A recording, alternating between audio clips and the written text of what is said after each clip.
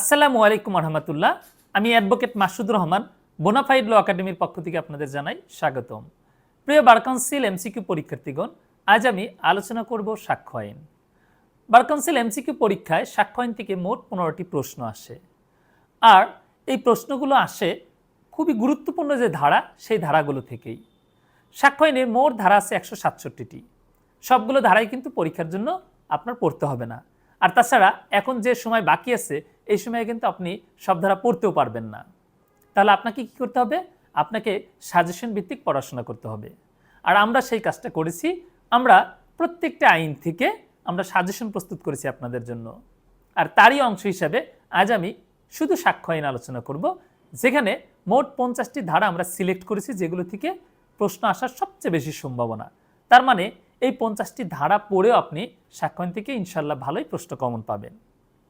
সেই ধারাগুলো হচ্ছে ধারা 3, 4, 10, 11, 17, 18, 25, 27, 30, 32, 33, 40, 41, 45, 56, 57, 58, 60, 62, 63, 65, 74, 75, 79, 80, 85, 90, 90A, 101, 103, 105, 106, 107, 108, 112, 114, 115, 118, 119, 126, 133, 134, 137, 138, 141, 142, 145,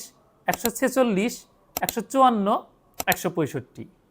এই 50টি ধারা যদি আপনি খুব ভালোভাবে পড়েন, ইনশাল্লাহ এখান থেকে ভালোই প্রশ্ন কমন পাবেন। তাহলে আমরা আলোচনা শুরু করি। আমরা প্রথমে আলোচনা করব ধারা 3, যেখানে ব্যাখ্যার সমূহ আছে। অনেকগুলো বিষয়ের ব্যাখ্যা দেওয়া আছে, কিন্তু পরীক্ষার জন্য গুরুত্বপূর্ণ হচ্ছে দলিল। আমরা প্রথমেই দলিলের সংজ্ঞা দেখব, তারপর আমরা অন্যান্য ব্যাখ্যাগুলো পড়ব বা সংজ্ঞাগুলো পড়ব। দলিলের সংজ্ঞায় বলা হয়েছে যে কোনো অক্ষর, সংখ্যা বা চিহ্ন দ্বারা যখন কোনো পদার্থের উপর কোনো বিষয় প্রকাশ করা হয় এবং উদ্দেশ্য থাকে রেকর্ড করে রাখার, তখন সেটাকে বলা হয় দলিল। তার মানে হচ্ছে অক্ষর, সংখ্যা বা চিহ্ন, এই তিনটা বিষয়ে যে কোনো একটা বিষয় বা একাধিক বিষয় দ্বারা কোনো পদার্থের উপর কোনো কিছু প্রকাশ করা হলে এবং সেটা যদি রেকর্ড করে রাখার উদ্দেশ্যে করা হয়, তাহলে সেটাকে বলা হবে দলিল। যেমন যা কিছু লিখিত তাই কিন্তু দলিল। আবার আপনি কোনো পাথরের খণ্ডে বা পাথর প্রস্তর খণ্ডে আপনি কোনো কিছু লিখে রাখলেন, সেটাও দলিল। আবার একটা ব্যঙ্গচিত্র, আমরা যেটাকে বলি কার্টুন, সেটাও কিন্তু দলিল। তাহলে এখানে মূল বিষয়টা হচ্ছে রেকর্ড করে রাখার উদ্দেশ্য। তার মানে আপনি কোনো কিছু লিখবেন, সেটার উদ্দেশ্য হচ্ছে রেকর্ড করে রাখা, তাহলে সেটা দলিল হবে।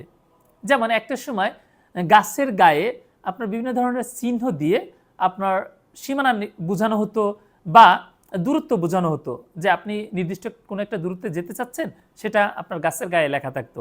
এখন যা আপনারা অনেক সময় বিলবোর্ড থেকে শুরু করে আবার বিভিন্ন ধরনের আধুনিক উপায়ে লেখা দেখেন। এখন এই যে গাছে যে লেখাগুলো ছিল, সেগুলো কিন্তু দলিল। তার মানে দলিল মানে যে আপনি শুধু চিন্তা করবেন যে কম্পিউটার টাইপ লেখা বা হাতে কলমে লেখা, এই বিষয়গুলো তা নয়। কিন্তু এই দলিলের মধ্যে আবার ডিজিটাল রেকর্ড বা ইলেকট্রনিক রেকর্ড, সেটাও কিন্তু অন্তর্ভুক্ত হবে। এখন প্রশ্ন আসতে পারে, ডিজিটাল রেকর্ড বা ইলেকট্রনিক রেকর্ড কি? মূলত কম্পিউটার থেকে প্রাপ্ত যে কোনো তথ্য, তারপর হচ্ছে অডিও, ভিডিও, তারপর ডিভিডি, সিসিটিভি ফুটেজ, তারপর হার্ডওয়্যার, সফটওয়্যার থেকে প্রাপ্ত তথ্য, এই বিষয়গুলো মূলত হচ্ছে ডিজিটাল রেকর্ড বা ইলেকট্রনিক রেকর্ড। তারপর এখান থেকে আপনাকে পড়তে হবে এভিডেন্স, অর্থাৎ সাক্ষ্য। সাক্ষ্যের সংজ্ঞা এখানে দেওয়া হয়নি, এখানে মূলত সাক্ষ্যের প্রকারভেদ করা হয়েছে। যেমন বলা হয়েছে যে সকল মৌখিক বিবৃতি আদালতে পেশ করা হয় এবং আদালত তা অনুমোদন করে, সেগুলোকে বলা হবে ওরাল এভিডেন্স বা মৌখিক সাক্ষ্য। তার মানে হচ্ছে আপনি আদালতে গিয়ে অনেক কথাই বলতে পারেন, সাক্ষী হিসেবে আপনি আদালতে গড়গড় করে অনেক কিছু বললেন, কিন্তু আদালত আপনার সবগুলো কথা লিপিবদ্ধ করলো না। যেগুলো প্রাসঙ্গিক, যেগুলো প্রয়োজনীয়, শুধু সেই কথাগুলো লিপিবদ্ধ করলো। আর সেটুকুনি হবে হচ্ছে সাক্ষ্য, অর্থাৎ ওরাল এভিডেন্স বা মৌখিক সাক্ষ্য।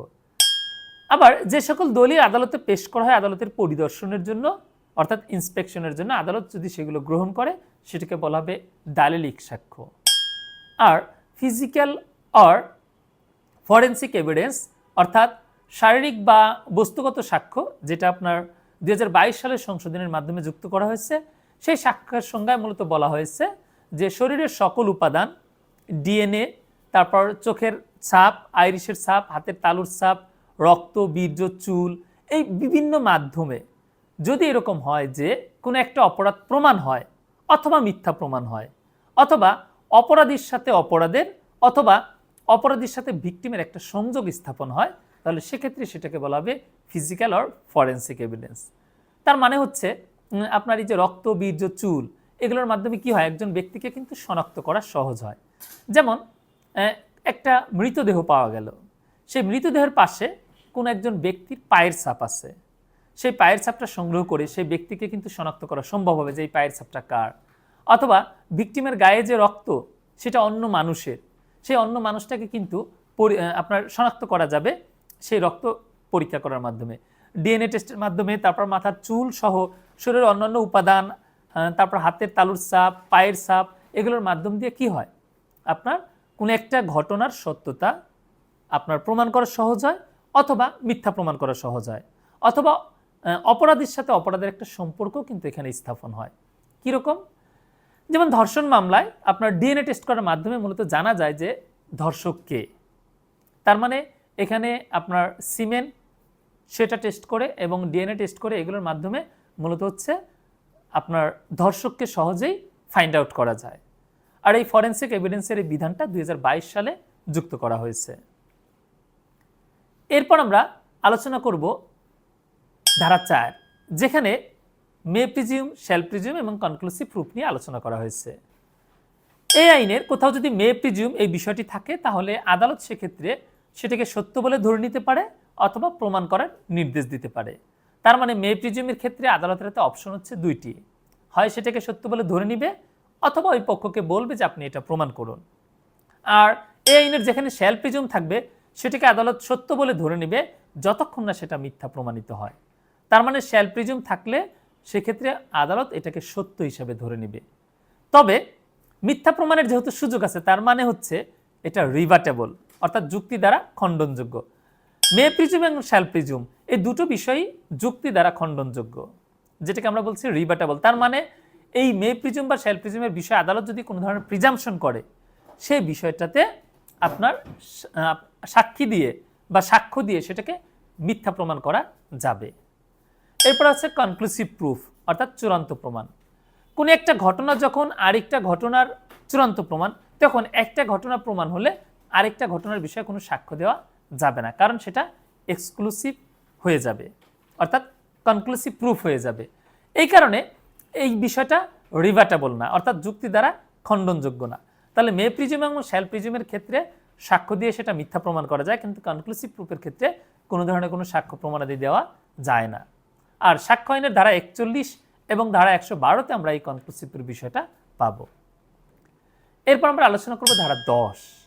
ধারা 10-এর মূল বিষয়টা হচ্ছে কমন ডিজাইন নিয়ে যখন অনেকগুলো ষড়যন্ত্রকারী বা একাধিক ষড়যন্ত্রকারী, অর্থাৎ কমপক্ষে 2 জন ষড়যন্ত্রকারী যখন তাদের মধ্যে কোনো কমিউনিকেশন করবে, সেই বিষয়গুলো প্রাসঙ্গিক হিসেবে বিবেচিত হবে।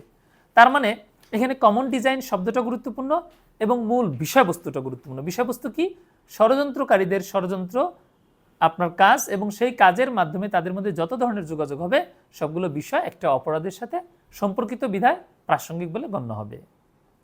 ধারা 11, যেখানে বলা হয়েছে যে কোনো একটি ঘটনা সাধারণত যে ক্ষেত্রে প্রাসঙ্গিক না, সেটা অন্য কোনোভাবে কিভাবে প্রাসঙ্গিক হতে পারে। যদি এরকম হয় যে সেই ঘটনা আপনার হচ্ছে কোনো একটা বিষয়টাকে আপনার অসম্ভব করে তোলে, অথবা কোন একটা বিষয়কে অসঙ্গতিপূর্ণ করে তোলে, তাহলে সেটা প্রাসঙ্গিক বলে বিবেচিত হবে। যেমন প্লি অফ অ্যালিবাই। এই প্লি অফ অ্যালিবাই এই বিষয়টি কিন্তু ধারা 11তে উল্লেখ করা হয়নি, কিন্তু ধারা 11 আলোকে আমরা বলতে পারি প্লি অফ অ্যালিবাই হচ্ছে প্রাসঙ্গিক। প্লি অফ অ্যালিবাই কি? এটা হচ্ছে অন্যত্র থাকার দাবি। অ্যালিবাই মানে এলসওয়্যার। তার মানে একজন ব্যক্তির বিরুদ্ধে অভিযোগ করা হলো যে সে ঢাকায় আপনার হচ্ছে নির্দিষ্ট দিনে একটি খুন করেছে। সেই ব্যক্তি দাবি করলো সে তো তখন বাংলাদেশেই ছিল না, সে তো বিদেশে ছিল। এই যে সে অন্যত্র ছিল, অন্য জায়গায় ছিল, এটার মাধ্যমে কি হয়, যদি সে প্রমাণ করতে পারে যে সে বিদেশে ছিল, তাহলে সে যে ঘটনাস্থলে উপস্থিত থেকে খুন করেছে, এই বিষয়টা তখন অসম্ভব হয়ে যাবে। বা তার বিরুদ্ধে যে অভিযোগ, যে সে খুন করেছে ঘটনাস্থলে উপস্থিত থেকে, এই ধরনের অভিযোগের বিষয়টা তখন অসঙ্গতিপূর্ণ হয়ে যাবে। তাহলে তার এই বিদেশে থাকাটা সাধারণত প্রাসঙ্গিক না হলেও ধারা 11 অনুযায়ী প্রাসঙ্গিক হয়ে যাবে, কারণ এটা হবে প্লি অফ অ্যালিবাই, অন্যত্র থাকার দাবি। এরপর আমরা আলোচনা করব ধারা 17, যেখানে অ্যাডমিশনের বিষয়ে বলা আছে। অ্যাডমিশন মানে হচ্ছে স্বীকৃতি, অর্থাৎ স্বীকার করে নেওয়া। তার মানে বিচার্য বিষয় বা প্রাসঙ্গিক বিষয়ের কোনো কিছু স্বীকার করে নেওয়াই হচ্ছে অ্যাডমিশন। এখন সবার অ্যাডমিশন কিন্তু প্রাসঙ্গিক না। কার কার অ্যাডমিশন প্রাসঙ্গিক হবে এটা ধারা 18-তে বলা আছে। ধারা 18 অনুযায়ী মামলার পক্ষদ্বয় এবং তাদের প্রতিনিধি যারা, তাদের অ্যাডমিশন বা স্বীকারোক্তি বা স্বীকৃতি প্রাসঙ্গিক বলে গণ্য হবে। এছাড়াও মামলার স্বার্থ যার কাছ থেকে পাওয়া হয়েছে, অর্থাৎ মামলার যে ইন্টারেস্ট নিয়ে আপনার যে ঝামেলা, সেই ইন্টারেস্টের বিষয়টি যার কাছ থেকে পাওয়া হয়েছে তার কোনো অ্যাডমিশন প্রাসঙ্গিক বলে গণ্য হবে। অথবা ওই মামলার বিষয়বস্তুতে যার যার ইন্টারেস্ট আছে তাদের অ্যাডমিশনও কিন্তু প্রাসঙ্গিক বলে গণ্য হবে। এরপর আমরা দেখব ধারা 25, কনফেশন বিষয়ে বলা হয়েছে যে পুলিশের নিকট যদি কোনো ব্যক্তি দোষ স্বীকার করে তাহলে সেই দোষ স্বীকারোক্তি প্রাসঙ্গিক বলে গণ্য হবে না। তার মানে পুলিশের নিকট দোষ স্বীকার করলে তার কোনো মূল্য নেই। আমরা দেখি যে কনফেশনাল স্টেটমেন্ট বা দোষ স্বীকার জবানবন্দি মূলত আদালতে প্রদান করতে হয়, আর সেক্ষেত্রে সেটা প্রাসঙ্গিক হয়। এবং এজন্য ফৌজদারি কার্যবিধির 164 ধারা এবং 364 ধারার সুনির্দিষ্ট বিধিবিধান আছে, যার দরুন আপনার কোনো পুলিশের নিকট কোনো দোষ স্বীকার করা হলেও সেটা প্রাসঙ্গিক হবে না। যেমন গ্রেপ্তার হওয়ার পর আপনার গ্রেপ্তারকৃত ব্যক্তি বলল যে সে নিজে ভিকটিমকে খুন করেছে, এই যে পুলিশের কাছে সে স্বীকার করলো, এর কোনো মূল্য থাকবে না। কেন থাকবে না? কারণ এটা প্রাসঙ্গিক নয়। 27 ধারাতে বলা হয়েছে যে আপনার যদি এরকম হয় পুলিশের নিকট দোষ স্বীকারোক্তির ভিত্তিতে কোনো কিছু উদ্ধার করা হয়, কোনো আলামত উদ্ধার করা হয়, তাহলে সেটুকুন প্রাসঙ্গিক বলে গণ্য হবে। তার মানে হচ্ছে 27 ধারাটা হচ্ছে শর্তযুক্ত, প্রোভাইডেড দ্যাট দিয়ে শুরু হয়েছে। পুলিশের নিকট দোষ স্বীকার করলে তার কোনো গ্রহণযোগ্যতা নেই, কিন্তু সেই দোষ স্বীকারোক্তির ভিত্তিতে যা কিছু উদ্ধার হবে সেটুকুন প্রাসঙ্গিক বলে বিবেচিত হবে। কিছুক্ষণ আগে আমি যে উদাহরণ দিলাম সেই উদাহরণে যদি এরকম হতে যে আসামি নিজেই বলেছে পুলিশকে যে আমি নিজে ভিকটিমকে খুন করেছি এবং যে চাকু দিয়ে খুন করেছি সেই চাকুটা আমি আমার বাড়ির পিছনে যে ঝোপঝাড় আছে সেখানে ফেলে দিয়েছি, এই যে আসামি স্বীকার করলো সে নিজে খুন করেছে, এর কোনো মূল্য নেই।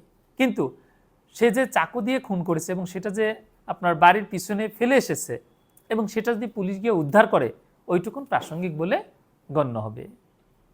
এরপর আমরা আলোচনা করব 30 ধারা, যেখানে বলা হয়েছে যে যখন একাধিক ব্যক্তির একসাথে বিচার হয়, অর্থাৎ একাধিক ব্যক্তির বিচার একসাথে হচ্ছে, তখন যদি এরকম হয় যে কোনো একজন ব্যক্তি নিজেকে জড়িয়ে এবং অন্যদেরকে জড়িয়ে দোষ স্বীকার করে, তাহলে আদালত সকলের বিরুদ্ধেই ওই দোষ স্বীকারের কোনো জবানবন্দি বিবেচনা নিতে পারবে। অর্থাৎ একজন ব্যক্তি সে বলল যে আমি এবং আমার সাথে আরও 2 জন, রহিম এবং করিম, আমরা এই 3 জন মিলে আপনার হচ্ছে অমুকের বাড়িতে দস্যুতা করেছি। এই যে আমি যে স্বীকার করলাম আমি এবং রহিম এবং করিম, রহিম এবং করিমের বিরুদ্ধেও কিন্তু আদালত আমার এই দোষ স্বীকার জবানবন্দি বিবেচনা করতে পারবে, কনসিডার করতে পারবে। ধারা 30-এর সাথে আপনার ধারা 114B এবং 133 মিলিয়ে পড়তে হয়।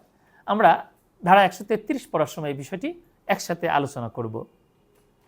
প্রিয় বার কাউন্সিল এমসিকিউ পরীক্ষার্থীগণ, আমি আলোচনা করছি সাক্ষ্য আইন এবং শুরুতে আমি সাক্ষ্য আইনের 50টি এক্সক্লুসিভ ধারা আমি আপনাদের বলেছি, যে ধারাগুলো খুবই গুরুত্বপূর্ণ, যেখান থেকে বারংবার প্রশ্ন এসেছে এবং আগামীতেও এই ধারাগুলো থেকে প্রশ্ন আসার বেশ সম্ভাবনা আছে। আমি সেই ধারাগুলোই আলোচনা করছি। বোনাফাইড ল একাডেমি আপনাদের জন্য একটি শর্ট কোর্স চালু করেছে, যার ক্লাস শুরু হবে হচ্ছে 17 এপ্রিল থেকে।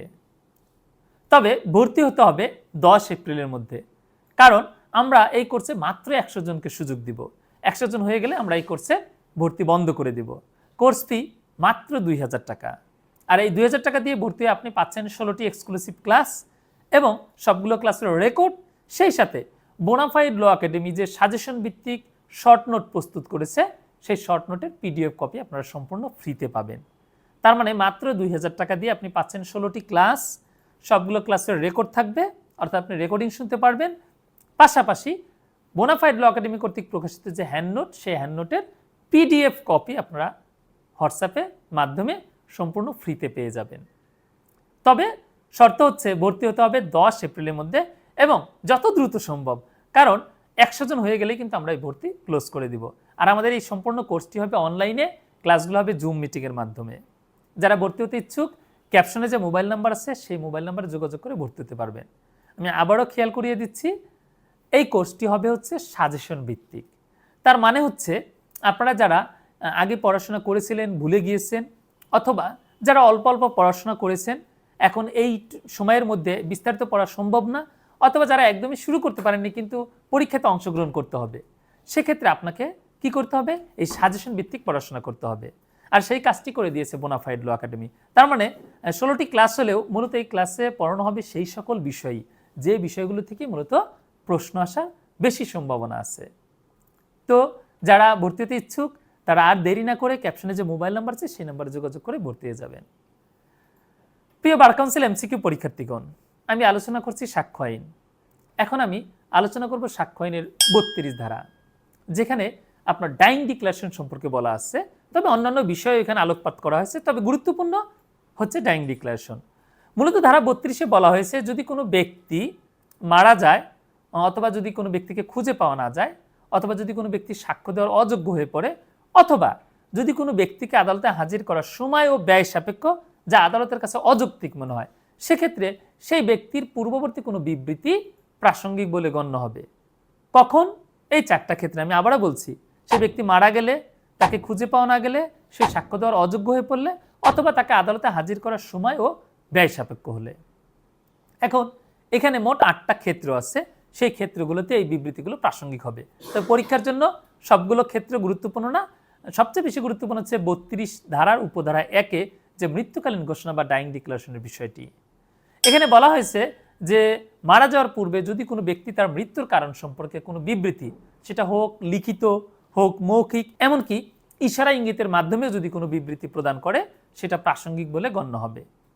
এক্ষেত্রে যে শর্ত সেটা হচ্ছে আপনার মৃত্যুর কারণ, অর্থাৎ কজ অফ ডেথ, এই সম্পর্কিত হতে হবে। আর এটা অবশ্যই খেয়াল রাখতে হবে যে এক্ষেত্রে মৃত্যুর আশঙ্কা থাকা বাধ্যতামূলক না। তার মানে কোনো ব্যক্তির মৃত্যুর আশঙ্কা থাকুক বা না থাকুক, যদি মারা যাওয়ার পূর্বে সে কোনো বিবৃতি দিয়ে যায় তার মৃত্যুর কারণ সম্পর্কে এবং সে পরবর্তীতে মারা যায়, তাহলে সেটা প্রাসঙ্গিক বলে বিবেচিত হবে। আর যদি সে মারা না যায় তাহলে এটা ডাইং ডিক্লারেশন হবে না, তাহলে এটা হবে ডাইং ডিপোজিশন, অর্থাৎ এটা আর মৃত্যুকালীন ঘোষণা হবে না। এই মৃত্যুকালীন ঘোষণা দেওয়ানি এবং ফৌজদারি উভয় মামলার ক্ষেত্রেই প্রযোজ্য। অর্থাৎ এটা মৃত্যুর কারণ হলেও যে সবসময় শুধু মার্ডার মামলায় প্রাসঙ্গিক হবে বিষয়টা এরকম না, এটা দেওয়ানি মোকদ্দমার ক্ষেত্রেও কিন্তু প্রাসঙ্গিক হতে পারে। এরপর আলোচনা করব ধারা 33, যেখানে বলা হয়েছে যে যদি কোনো ব্যক্তি কোনো সাক্ষ্য প্রদান করার পর যদি মারা যায়, অথবা তাকে খুঁজে পাওয়া না যায়, অথবা সে সাক্ষ্য দেওয়ার অযোগ্য হয়ে পড়ে, অথবা তাকে হাজির করার সময় ও ব্যয় সাপেক্ষ যা আদালতের কাছে অযৌক্তিক মনে হয়, অথবা অপর পক্ষ তাকে আদালতে আসতে বাধা দেয় বা সাক্ষ্য দিতে বাধা প্রদান করে, এমত অবস্থায় তার এই যে পূর্ববর্তী যে সে সাক্ষ্য প্রদান করেছে সেটা ওই একই মামলায় বা একই পক্ষদ্বয়ের মধ্যে একই ধরনের মামলায় প্রাসঙ্গিক বলে বিবেচিত হবে। শর্ত হচ্ছে সেই ব্যক্তিকে জেরা করার সুযোগ ছিল বা জেরা করা হয়েছে, এরকম অবস্থায় তার সাক্ষ্যগুলো প্রাসঙ্গিক বলে বিবেচিত হবে। এরপর আলোচনা করব ধারা 40, যেখানে ডাবল জেপার্ডি বা রেস জুডিকাটা নীতির প্রতিফলন হয়েছে। ধারা 40-এ বলা হয়েছে যে যদি আদালতের কোনো রায় যদি কোনো মামলা গ্রহণে আদালতকে বাধা দেয়, তাহলে সেই রায় প্রাসঙ্গিক বলে বিবেচিত হবে। তার মানে হচ্ছে কোনো একটা বিষয় যেটা চূড়ান্তভাবে নিষ্পত্তিকৃত হয়েছে, সেই একই বিষয়ে যদি আবার মামলা দায়ের করা হয়, তাহলে আগের যে রায়টা, সেই রায়টা কি করবে? বাধা দিবে। কারণ যে বিষয়টা নিষ্পত্তি সেই বিষয়ে তার মামলা দায়ের করা যায় না। দেওয়ানি কার্যবিধির 11 ধারায় রেস জুডিকাটা এবং ফৌজদারি কার্যবিধির 403 ধারায় ডাবল জেপার্ডির যে নীতি, সেটা আমরা এই 40 ধারাতে দেখতে পাই। এরপর আলোচনা করব 41 ধারা, যেখানে আপনার কনক্লুসিভ প্রুফ বা চূড়ান্ত প্রমাণের বিষয়টি উল্লেখ করা আছে। এখানে 4টি ক্ষেত্র আছে। সেই 4টি ক্ষেত্র হচ্ছে আপনার ম্যাট্রিমোনিয়াল, তারপর ইনসলভেন্সি, তারপর হচ্ছে অ্যাডমিরালটি, এরপর হচ্ছে প্রোবেট। এই 4টা ক্ষেত্র ভালো করে খেয়াল করবেন। প্রোবেট, ম্যাট্রিমোনিয়াল, অ্যাডমিরালটি, ইনসলভেন্সি, এই 4টা বিষয়ে আদালত যদি কোন আদালত সেটাও খেয়াল করতে হবে, এখতিয়ার সম্পন্ন আদালত যদি চূড়ান্তভাবে কারো ওপর কোনো ক্যারেক্টার আরোপ করে অথবা কারো কোনো ক্যারেক্টার খর্ব করে, সেক্ষেত্রে সেটা হয়ে যাবে কনক্লুসিভ প্রুফ। এবং এই বিষয়ে আর কোনো সাক্ষ্য গ্রহণ করা হবে না। আপনার কনক্লুসিভ প্রুফের এই বিষয়টি এই 4টা ক্ষেত্রে প্রযোজ্য হয়। 112 ধারা এবং 41 ধারা এই দুটো ধারাতেই কনক্লুসিভ প্রুফের বিষয়টি আসছে সাক্ষ্য আইনে। তো সেক্ষেত্রে খেয়াল করতে হবে যে কনক্লুসিভ প্রুফ হলে মূলত কি হয়, এই যে 4টা বিষয়ে উপযুক্ত আদালত কর্তৃক চূড়ান্তভাবে যখন কোনো ক্যারেক্টার আরোপ করা হয়েছে সেই বিষয়টা কিন্তু তারা আর কি করতে পারবে না, কোনো সাক্ষ্য প্রমাণ দ্বারা মিথ্যা প্রমাণ করতে পারবে না। এখানে বিষয়গুলো খেয়াল করতে হবে। প্রবেট হচ্ছে উইল সংক্রান্ত বিষয়ে, আর ম্যাট্রিমোনিয়াল হচ্ছে বিবাহ সংক্রান্ত বিষয়ে, অ্যাডমিরালটি হচ্ছে নৌবাহিনী সংক্রান্ত বিষয়ে, আর ইনসলভেন্সি হচ্ছে দেউলিয়াত্ব সম্পর্ক বিষয়ে। এরপর আমরা আলোচনা করব ধারা 45 এক্সপার্ট অপিনিয়ন, বিশেষজ্ঞের অভিমত। 2022 সালে এখানে সংশোধন এসেছে। পূর্বে মাত্র 5টি বিষয়ে বিশেষজ্ঞের অভিমত প্রাসঙ্গিক ছিল, বর্তমানে মোট 15টি বিষয়ে বিশেষজ্ঞের অভিমত প্রাসঙ্গিক। তার মধ্যে উল্লেখযোগ্য হচ্ছে বিদেশি আইন, কলা, তারপর হচ্ছে হাতের তালুর ছাপ, তারপর হচ্ছে পায়ের ছাপ, আইরিশের ছাপ, তারপর হচ্ছে হাতের লেখা। এরকমভাবে 15টি বিষয়ে বিশেষজ্ঞের মতামত প্রাসঙ্গিক বলে বিবেচিত হয়। আদালত নিজেই বিশেষজ্ঞের বিশেষজ্ঞ। তারপর অনেক সময় দেখা যায় কোনো ব্যক্তির হাতের লেখা, কোনো ব্যক্তির স্বাক্ষর, তারপর কোনো ব্যক্তির হাতের তালুর ছাপ ইত্যাদি নিয়ে প্রশ্ন উত্থাপন হতে পারে যে এই হাতের লেখাটি অমুক ব্যক্তির কিনা। সেক্ষেত্রে আদালত চাইলে একজন এক্সপার্টের অপিনিয়ন নিতে পারে। তবে এই বিশেষজ্ঞ বা এক্সপার্ট যে মতামতটা দিবে সেটা কিন্তু আদালতের জন্য বাধ্যতামূলক না, এবং তার কিন্তু এভিডেন্সিয়ারি ভ্যালুও নেই। তবে যদি সেই বিশেষজ্ঞ আদালতে এসে সাক্ষ্য দেয়, তাকে যদি জেরা করা হয়, তখন তার মতামতের সাক্ষ্যগত মূল্য তৈরি হয়। আমি আবারও বলছি, বিশেষজ্ঞের মতামত আদালতের জন্য বাধ্যতামূলক না, আদালত চাইলে গ্রহণ করতে পারে, নাও পারে। আর বিশেষজ্ঞকে যখন আদালতে হাজির করে তারপর তার জবানবন্দি নেওয়া হবে, তাকে জেরা করাবে, তখন তার মতামতের সাক্ষ্যগত মূল্য তৈরি হয়। এরপর আমরা আলোচনা করব 56 ধারা, যেখানে বলা হয়েছে যে আদালত যে সকল ক্ষেত্রে জুডিশিয়াল নোটিশ নেবে সেই সকল বিষয় প্রমাণ করতে হবে না। তার মানে প্রমাণ থেকে এগুলো অব্যাহতি পেয়েছে। এখন জুডিশিয়াল নোটিশ কোন কোন বিষয় নেবে সেটা বলা আছে আবার ধারা 57-তে। এই যে বিষয়গুলোতে আদালত জুডিশিয়াল নোটিশ নেবে সেগুলো কেন প্রমাণ করতে হচ্ছে না? কারণ এগুলো আদালতের অ্যাডমিশন, অর্থাৎ আদালত মেনে নিয়েছে, স্বীকার করে নিয়েছে। এই ধারা 57-তে মোট 11টি ক্ষেত্র আছে যে ক্ষেত্রগুলোতে আদালত জুডিশিয়াল নোটিশ নেবে। তার মধ্যে গুরুত্বপূর্ণগুলো হচ্ছে বাংলাদেশের সকল আইন, কোনো আইন আপনাকে প্রমাণ করতে হবে না, এটা আদালত জানে বলে ধরা হবে। তারপর পার্লামেন্টের কার্যবিবরণী, এটাও আদালত জানে বলে ধরা হবে, এই ক্ষেত্রে এটা প্রমাণ করার প্রয়োজন হবে না। আবার সময়ের যে বিভাগ, আমরা দেখতে পাই যে এক এক দেশে এক এক রকম সময়, জিএমটির যে বিষয়টা উল্লেখ আছে, যে বাংলাদেশে এখন ধরেন সন্ধ্যা 7টা, সেখানে দেখবেন ভারতে হচ্ছে সন্ধ্যা 6:30, আবার অন্য দেশে দেখবেন যে এখন দুপুর 12টা। এই যে সময়ের বিভাগ, এটা আদালত জানে বলে গণ্য করা হবে। তারপর বাংলাদেশের ভূখণ্ড, বাংলাদেশের জাতীয় পতাকা, তারপর হচ্ছে বিদেশি রাষ্ট্রের সাথে বাংলাদেশের যে সম্পর্ক বা বিরোধ, যেমন ইসরায়েলের সাথে বাংলাদেশের কূটনৈতিক সম্পর্ক নেই, বা কোনো রাষ্ট্রের সাথে যদি কোনো যুদ্ধ বা বিরোধ থাকে, সেই বিষয়টা আদালত জানে বলে গণ্য করা হবে। পাশাপাশি আপনার সরকারি কর্মচারীদের যে চাকরিতে যে নিযুক্ত হয়, যে প্রজ্ঞাপন দেওয়া হয়, সে বিষয়টা আদালত জানে বলে গণ্য হবে। তারপর আদালতের কর্মকর্তা বা কর্মচারীদের সিল, স্বাক্ষর, এগুলো সবসময় আদালত অ্যাডমিট করে নেয়, অর্থাৎ এই বিষয়গুলো আদালত জানে বলে গণ্য করা হয়। তাহলে 57 ধারায় মোট 11টি ক্ষেত্রে আদালত জুডিশিয়াল নোটিশ দিতে পারে। এরপর আমরা আলোচনা করব ধারা 58, যেখানে বলা হয়েছে admitted fact need not be proved, অর্থাৎ স্বীকৃত ঘটনা প্রমাণের প্রয়োজন নেই। তার মানে যে ঘটনা কোনো পক্ষ স্বীকার করে নেবে, সেই ঘটনার অপর পক্ষকে কষ্ট করে কি করতে হবে না, প্রমাণ করতে হবে না। কেন? কারণ সে যে প্রমাণ করবে, তো প্রমাণের আগেই তো সেটা মেনে নিয়েছে বা স্বীকার করেছে, অথবা সে লিখিতে দিয়েছে যে সে এটা স্বীকার করে নেবে। তাহলে যেটা অ্যাডমিটেড ফ্যাক্ট, যা অ্যাডমিট করা হয়েছে, তা প্রমাণ করতে হবে না। এরপর আমরা আলোচনা করব 60 ধারা, যেখানে বলা হয়েছে oral evidence must be direct, অর্থাৎ মৌখিক সাক্ষ্য অবশ্যই প্রত্যক্ষ হবে। তার মানে যা দেখার যোগ্য তা যিনি দেখেছেন, যা শ্রবণ করার যোগ্য তা যিনি শ্রবণ করেছেন অর্থাৎ শুনেছেন, আর যা অনুভব করার যোগ্য তা নিজে যিনি অনুভব করেছেন তিনি সাক্ষ্য দিবেন। এই ধারা অনুযায়ী হিয়ারসে এভিডেন্স বা জনশ্রুতিমূলক সাক্ষ্য গ্রহণযোগ্য নয়। তার মানে আপনি অমুকের কাছে শুনেছেন যে অমুক ব্যক্তি তমুককে মেরেছে, এই ধরনের সাক্ষ্য আদালতে গ্রহণযোগ্য হবে না। আপনি নিজে দেখেছেন কিনা, যেহেতু মারামারি এটা দেখার যোগ্য, আবার ভিকটিম চিৎকার করেছিল, এটা শোনার যোগ্য, তাহলে আপনি নিজে শুনেছেন কিনা।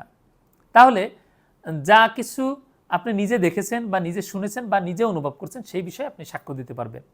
আপনি আরেকজনকে বলবেন সে আপনার কাছ থেকে শুনে সাক্ষ্য দিবে, তা হবে না। এই হিয়ারসে এভিডেন্স ধারা 60 অনুযায়ী প্রাসঙ্গিক নয়, তবে এর ব্যতিক্রম আছে। আমরা পড়েছি ধারা 32 ডাইং ডিক্লারেশন। সেই ডাইং ডিক্লারেশন বা মৃত্যুকালীন ঘোষণা হচ্ছে এই oral evidence must be direct এই নীতির ব্যতিক্রম। কারণ যে ব্যক্তি মারা গিয়েছে সে তো আদালতে এসে সাক্ষ্য দিতে পারবে না, যার দরুন তার এই সাক্ষ্য যেহেতু গুরুত্বপূর্ণ, সে মারা যাওয়ার আগে যা বলেছে যে ব্যক্তির কাছে বলুক সেটা প্রাসঙ্গিক বলে বিবেচিত হবে। এই ক্ষেত্রে কার কাছে বলেছে এটা কিন্তু গুরুত্বপূর্ণ না। ডাক্তারের কাছে বলেছে, পুলিশের কাছে বলেছে, ইঞ্জিনিয়ারের কাছে বলেছে, আইনজীবীর কাছে বলেছে, সাধারণ কোনো ব্যক্তির কাছে বলেছে, যার কাছেই বলুক সেটা প্রাসঙ্গিক হবে। তার মানে oral evidence must be direct এই নীতির ব্যতিক্রম হচ্ছে ডাইং ডিক্লারেশন। প্রিয় বার কাউন্সিল এমসিকিউ পরীক্ষার্থীগণ, আমরা আলোচনা করছি সাক্ষ্য আইন। সাক্ষ্য আইনের 50টি ধারা আপনাদের জন্য আমি সিলেক্ট করেছি, যে ধারাগুলো খুবই গুরুত্বপূর্ণ। আমরা এরকমভাবে প্রত্যেকটা আইন থেকেই আপনাদের জন্য একটি সাজেশন প্রস্তুত করেছি, আর সেই সাজেশনের আলোকে আমরা একটি শর্ট কোর্স চালু করেছি, যার ক্লাস শুরু হবে হচ্ছে 17 এপ্রিল থেকে। তবে আপনাকে ভর্তি হতে হবে 10 এপ্রিলের মধ্যে, কারণ আমরা মাত্র 100 জনকে এই ক্লাসে অংশগ্রহণের সুযোগ দিব, আর কোর্স ফি মাত্র 2000 টাকা। আর 2000 টাকা দিয়ে ভর্তি হলে আপনি পাচ্ছেন আমাদের এই কোর্সের 16টি ক্লাস করার সুযোগ, সবগুলো ক্লাসের রেকর্ড পাবেন। আবার পাশাপাশি আপনারা পাচ্ছেন বোনাফাইড ল একাডেমি কর্তৃক প্রকাশিত যে হ্যান্ডনোট, সেই হ্যান্ডনোটের পিডিএফ কপি সম্পূর্ণ ফ্রিতে। ভর্তি হলে আপনাদেরকে হোয়াটসঅ্যাপের মাধ্যমে বা জিমেলের মাধ্যমে এই হ্যান্ডনোটটি পিডিএফ কপি আপনাদেরকে পাঠিয়ে দেওয়া হবে। তাহলে আর দেরি না করে দ্রুত ভর্তি হয়ে যান, কারণ 100 জন ভর্তি হয়ে গেলে আমরা কিন্তু আর ভর্তি নিব না। আর শেষ সময়সীমা 10 এপ্রিল, ক্লাস শুরু হচ্ছে 17 এপ্রিল। ইনশাল্লাহ আপনাদের সাথে দেখা হবে ক্লাসে। বার কাউন্সিল এমসিকিউ পরীক্ষার্থীগণ, আমি আলোচনা করছি সাক্ষ্য আইন। আমি অনেকগুলো ধারা ইতিমধ্যে আলোচনা করেছি, আমরা এখন আলোচনা করব ধারা 62। ধারা 62তে প্রাইমারি এভিডেন্স বা প্রাথমিক সাক্ষ্যের সংজ্ঞা প্রদান করা হয়েছে। প্রাথমিক সাক্ষ্য বলতে বোঝায় মূলত মূল দলিলটাকেই, তার মানে অরিজিনাল ডকুমেন্টটাকেই বলা হচ্ছে প্রাথমিক সাক্ষ্য। আর মূল দলিলের এখানে বলা হচ্ছে যদি মূল দলিল একাধিক খণ্ড হয় তাহলে প্রত্যেকটা খণ্ডই প্রাইমারি এভিডেন্স হিসেবে বিবেচিত হবে। এছাড়াও যদি কোনো একটা দলিল কাউন্টার পার্ট সহ তৈরি হয়, সেক্ষেত্রে কাউন্টার পার্টে যার স্বাক্ষর থাকবে, যার সাইন থাকবে, তার বিরুদ্ধে সেটা মূল দলিল বা প্রাইমারি এভিডেন্স হিসেবে বিবেচিত হবে। আবার যখন ইউনিফর্ম প্রসেসে অর্থাৎ একই প্রক্রিয়ায় যখন বিভিন্ন ধরনের দলিল প্রস্তুত করা হয়, প্রত্যেকটা দলিলই হচ্ছে আপনার মূল দলিল। যেমন পত্রিকা, এই পত্রিকাগুলো একটা মাধ্যমে একই প্রক্রিয়ায় প্রকাশিত হয়, যার দরুন পত্রিকার প্রত্যেকটা কপি হচ্ছে মূল দলিল। আর ধারা 63তে বলা হয়েছে হচ্ছে সেকেন্ড এভিডেন্স বা মাধ্যমিক সাক্ষ্য। এখানে আমরা 5 ধরনের দলিলকে দেখতে পাই, যেগুলোকে হচ্ছে সেকেন্ডারি এভিডেন্স হিসেবে বিবেচনা করা হবে। 5 ধরনের দলিল বিষয় না, মূলত 5টি বিষয় এখানে উল্লেখ করা আছে যেগুলোকে সেকেন্ডারি এভিডেন্স হিসেবে বিবেচনা করা হবে। যেমন সার্টিফাইড কপিস, প্রত্যেকটা সার্টিফাইড কপি সেকেন্ডারি এভিডেন্স বা মাধ্যমিক বা গৌণ সাক্ষ্য হিসেবে বিবেচিত হবে। আবার যান্ত্রিক উপায়ে মূল দলিল থেকে প্রস্তুতকৃত দলিল, যেমন ফটোকপি করা। আবার 3 নম্বরে বলছে মূল দলিলের সাথে মিলিয়ে নেওয়া দলিল। তার মানে আপনি যখন সাব রেজিস্ট্রি অফিসে দলিল তুলতে যান, দেখবেন যে আপনাকে ওই মূল দলিল দেখে দেখে লিখিত আকারে দলিল দেয়। তার মানে মূল দলিলের সাথে মিলিয়ে নেওয়া, হুবহু মূল দলিলে যা লেখা আছে তাই থাকবে। চতুর্থত বলছে যে কাউন্টার পার্ট সহ কোনো দলিল প্রস্তুত করা হয়েছে যেখানে যে ব্যক্তির স্বাক্ষর নেই তার বিরুদ্ধে, অর্থাৎ যে পক্ষের কোনো স্বাক্ষর নেই দলিলে, সেই পক্ষের বিরুদ্ধে হচ্ছে সেটা সেকেন্ডারি এভিডেন্স। এটা কিন্তু সব ধরনের দলিল না, যখন কাউন্টার পার্ট সহ কোনো দলিল প্রস্তুত করা হয়। আর পঞ্চমত বলছে যে ব্যক্তি মূল দলিলটি নিজে দেখেছেন তার বিবৃতি সেকেন্ডারি এভিডেন্স বা মাধ্যমিক সাক্ষ্য হিসেবে গণ্য করা হবে। এরপর 65 ধারাতে আলোচনা করব, যেখানে বলা হয়েছে যে যে সকল ক্ষেত্রে সেকেন্ডারি এভিডেন্স দিয়ে আপনার কোনো একটা মামলা প্রমাণ করা যায় বা কোনো একটা দলিল প্রমাণ করা যায়। তার মানে হচ্ছে সাধারণত দলিল প্রমাণ করতে হবে হচ্ছে প্রাইমারি এভিডেন্স দিয়ে, মূল দলিল দিয়ে, কিন্তু কতিপয় ক্ষেত্রে আপনার হচ্ছে সেকেন্ডারি এভিডেন্স, আমরা যদি বলতে পারি সহজে বলার জন্য, ফটোকপি দিয়েও প্রমাণ করা যাবে। এরকম 7টি ক্ষেত্র উল্লেখ করা আছে, আমি সবগুলো বলছি না, গুরুত্বপূর্ণগুলো হচ্ছে যখন আপনার মূল দলিলটা হচ্ছে একটা নোটিশ, তখন সেটা সেকেন্ডারি এভিডেন্স দিয়ে প্রমাণ করা যাবে। আবার মূল দলিল যার বিরুদ্ধে প্রমাণ করতে চাওয়া হচ্ছে সেই ব্যক্তি ইতিমধ্যে সেই দলিলের বিষয়টি স্বীকার করেছে, অথবা মূল দলিলটি যে ক্ষেত্রে হারিয়ে গিয়েছে, নষ্ট হয়ে গিয়েছে, সেই ক্ষেত্রে সেকেন্ড এভিডেন্স দিয়ে প্রমাণ করা যাবে। আবার মূল দলিলটা যদি এরকম হয় যে সেটা সহজে স্থানান্তরযোগ্য না, আপনার হচ্ছে অনেক পুরনো দলিল, স্পর্শ করলে আপনার কি হয়ে যায়, ছিঁড়ে যায়, অথবা সেটা আপনার জাতীয় জাদুঘরে সংরক্ষিত আছে, আপনি চাইলে এটা সহজে স্থানান্তর করতে পারেন না, এই ক্ষেত্রে আপনার সেকেন্ডারি এভিডেন্স দিয়ে প্রমাণ করা যাবে। এরপর আমরা আলোচনা করব ধারা ৭৪, যেখানে সরকারি দলিলের সংজ্ঞা প্রদান করা হয়েছে। মূলত সভরেন অথরিটির সকল দলিল সরকারি দলিল বলে বিবেচিত হবে, পাবলিক ডকুমেন্ট। তার মানে হচ্ছে পার্লামেন্ট কর্তৃক প্রকাশিত যত দলিল আছে সবগুলোই পাবলিক ডকুমেন্ট।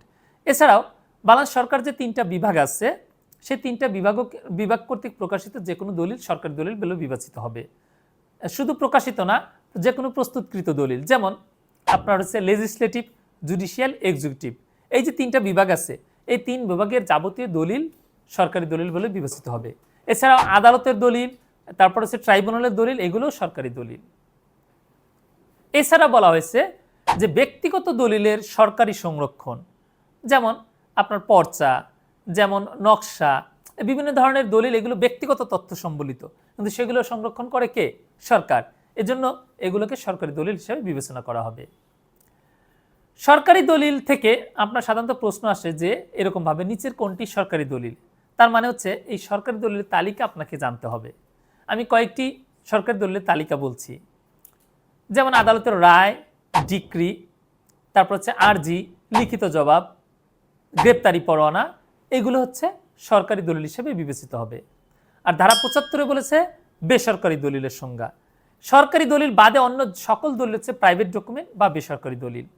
আর এক্ষেত্রে আমরা একটা ছোট তালিকা দেখব যেখানে বেসরকারি দলিলের বিষয়গুলো উল্লেখ করা আছে, যে কোন কোন দলিল বেসরকারি দলিল হিসেবে বিবেচিত হবে। আদমশুমারির রিপোর্ট, এটা কিন্তু বেসরকারি দলিল, অনেকে এটাকে সরকারি দলিল বিবেচনা করে, কিন্তু আদমশুমারি মূলত হচ্ছে প্রাইভেট প্রতিষ্ঠান কর্তৃক পরিচালিত হয়, আর যার দরুন এটা বেসরকারি দলিল হিসেবে বিবেচিত হবে।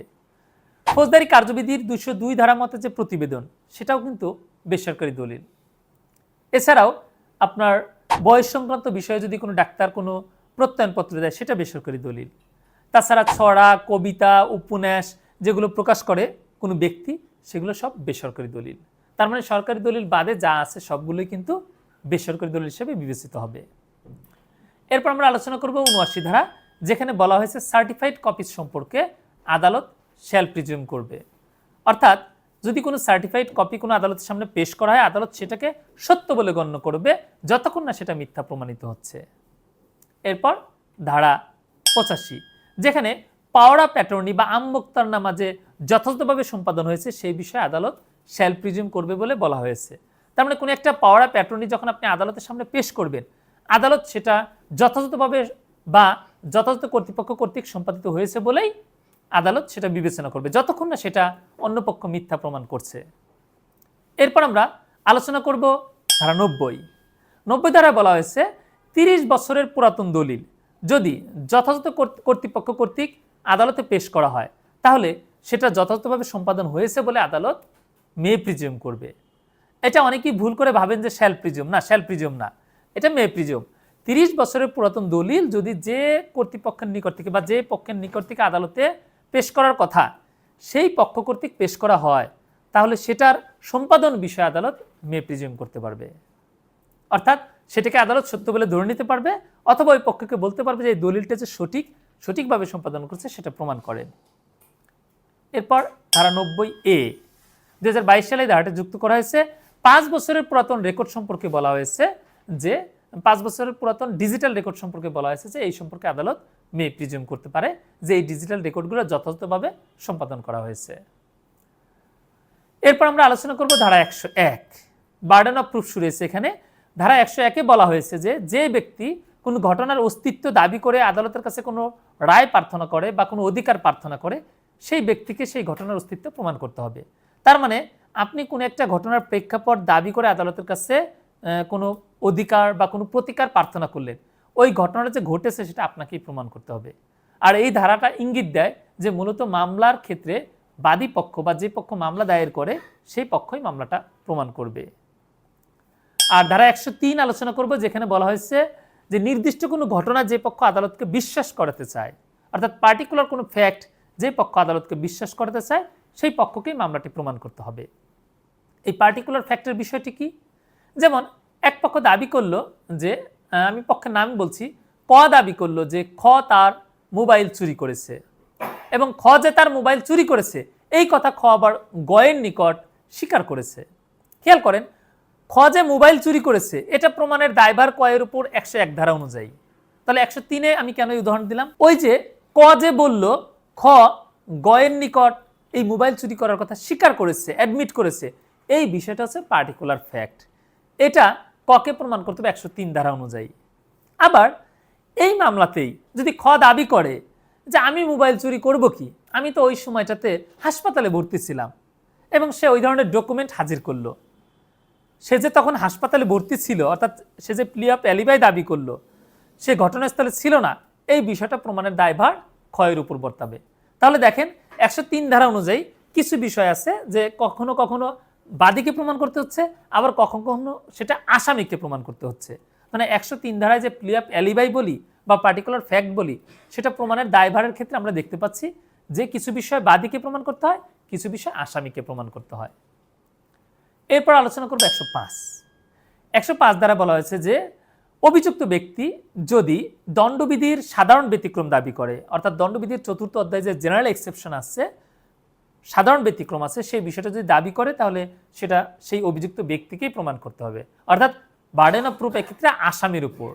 আর এই ক্ষেত্রে আদালত শ্যাল প্রিজিউম করবে যে এই ধরনের কোনো ব্যতিক্রমী পরিস্থিতি নেই, অর্থাৎ এখানে যে জেনারেল এক্সেপশন দাবি করা হচ্ছে সেই ধরনের কোনো বিষয় এখানে নেই। যেমন প্রাইভেট ডিফেন্স, আসামি দাবি করলো সে নিজেকে রক্ষা করার জন্যই ভিকটিমকে হত্যা করেছে, যদি ভিকটিমকে হত্যা না করতো তাহলে ভিকটিম তাকে মেরে ফেলতো। এই যে সে প্রাইভেট ডিফেন্স, ব্যক্তিগত আত্মরক্ষার অধিকার দাবি করলো, এটা তাকেই প্রমাণ করতে হবে। তার মানে বার্ডেন অফ প্রুফ এক্ষেত্রে আসামির উপর বর্তাচ্ছে এবং আদালত শ্যাল প্রিজিউম করছে যে এই ধরনের কোনো ব্যতিক্রমী পরিস্থিতি নেই। এরপর 106 ধারা আলোচনা করব, যেখানে বলা হয়েছে যে যে ঘটনা বিশেষভাবে কারো নলেজে থাকে সেটা তাকেই প্রমাণ করতে হয়। বিশেষভাবে কারো নলেজে থাকা তার মানে হচ্ছে এটা যার নলেজে থাকবে তাকেই প্রমাণ করতে হবে, সে যে পক্ষই হোক না কেন। আমরা এই 106 উদাহরণ দিতে পারি যে হাজব্যান্ড ওয়াইফ কিলিং কেস, যেমন স্বামী স্ত্রী একত্রে বসবাস করে, রাতের বেলা স্ত্রীর মৃতদেহ পাওয়া গেল, স্বামী লাপাত্তা, অর্থাৎ স্বামীকে খুঁজে পাওয়া যাচ্ছে না, স্বামীর বিরুদ্ধে মামলা দায়ের করা হলো। সাধারণত যে পক্ষ মামলা দায়ের করে সেই পক্ষ মামলা প্রমাণ করে, এক্ষেত্রে ব্যতিক্রম হবে। এক্ষেত্রে স্বামীকে প্রমাণ করতে হবে সে তার স্ত্রীকে হত্যা করেনি। তার মানে কি, কেন স্বামীকে প্রমাণ করতে হচ্ছে? কারণ তার স্ত্রী কিভাবে মারা গেল এটা তো স্বামী বেশি জানবে, স্বামী ভালো জানবে, কারণ তারা একত্রে বসবাস করে, তারা একসাথে রাতের বেলা ছিল। তার স্ত্রী কিভাবে মারা গিয়েছে, সে সুইসাইড করেছে নাকি অন্য কিছু হয়েছে, সেটা তো স্বামী ভালো জানবে। এই কারণে এখানে বার্ডেন অফ প্রুফ কিন্তু স্বামীর উপর। ঠিক একই রকম ভাবে যদি স্বামী স্ত্রী একসাথে বসবাস করে, স্বামী মারা গিয়েছে, স্ত্রী লাপাত্তা বা স্ত্রীর বিরুদ্ধে মামলা দায়ের করেছে, তখন স্ত্রীকে প্রমাণ করতে হবে সে তার স্বামীকে খুন করেনি। আবার একই রকম ভাবে বইয়ের একটা উদাহরণ আমি দিচ্ছি, অর্থাৎ আইনের উদাহরণ, যে আপনি ট্রেনের টিকিট কেটে ভ্রমণ করছেন, টিকিট চেকার এসে বললো যে টিকিট দেন, আপনি বলেন যে টিকিট কেটেছিলাম কিন্তু সেটা তো ছিঁড়ে ফেলেছি। এই যে টিকিট যে আপনি ক্রয় করেছিলেন এটা আপনাকেই প্রমাণ করতে হবে, কারণ এটা বিশেষভাবে আপনার নলেজে আছে। এরপর আলোচনা করব 107 ধারা। 107 ধারায় বলা হয়েছে যে যদি প্রশ্ন উত্থাপনায় কোনো ব্যক্তি জীবিত না মৃত এবং যাকে 30 বছরের মধ্যে জীবিত দেখানো হয়েছে, তাহলে যিনি তাকে মৃত দাবি করবেন তাকেই সেটা প্রমাণ করতে হবে। আর 108 ধারা বলা হয়েছে শর্তযুক্ত ধারা, এটা 107-এর শর্ত, যে যদি প্রশ্ন উত্থাপনায় কোনো ব্যক্তি জীবিত না মৃত যদি দেখানো হয় যে গত 7 বছর ধরে তাকে খুঁজে পাওয়া যাচ্ছে না এবং যারা তার খোঁজ পাওয়ার কথা ছিল তারা কোনো খোঁজ পায়নি, সেক্ষেত্রে সেই ব্যক্তিকে যিনি জীবিত দাবি করবেন প্রমাণের দায়ভার তার উপর বর্তাবে।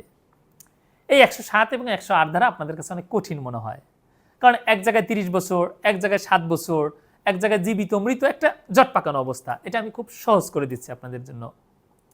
খেয়াল করেন 107 ধারায় দাবি করা হয়েছিল আপনার হচ্ছে মৃত, আর 108 ধারায় দাবি করা হয়েছে জীবিত। তার মানে দাবিটা কিন্তু ভিন্ন ভিন্ন। তাহলে আইনের সাধারণ নীতি হচ্ছে 30 বছরের মধ্যে যাকে জীবিত দেখা গেছে তাকে আইন জীবিত ধরছে, তাকে যে মৃত দাবি করবে তাকে প্রমাণ করতে হবে তখন। কিন্তু শর্ত দিয়ে আবার বলেছে, এই যে আবার দেখুন, কিন্তু শর্ত থাকে যে 7 বছর ধরে যার খোঁজ পাওয়া যাচ্ছে না তখন আবার আইন তাকে মৃত ধরছে। এখন তাকে যে জীবিত দাবি করবে তাকেই প্রমাণ করতে হবে।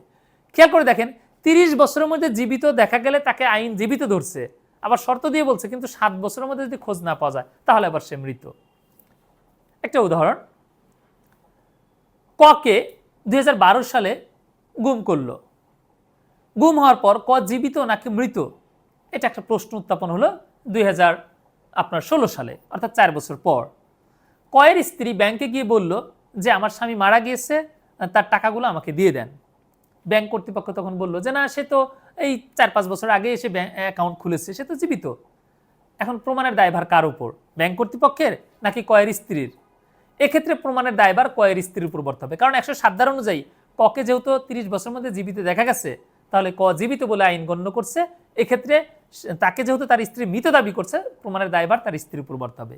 কিন্তু যদি এরকমটা হয় যে 2020 সালে গিয়ে কয়ের স্ত্রী বলল তার স্বামী মারা গিয়েছে, তার স্বামী যত টাকা আছে ব্যাংক অ্যাকাউন্টে সেগুলো দেওয়ার জন্য, তখন ব্যাংক কর্তৃপক্ষ বলল না, সে তো এই মাত্র 10-12 বছর আগেই তো ব্যাংক অ্যাকাউন্ট খুলেছে, সে তো জীবিত।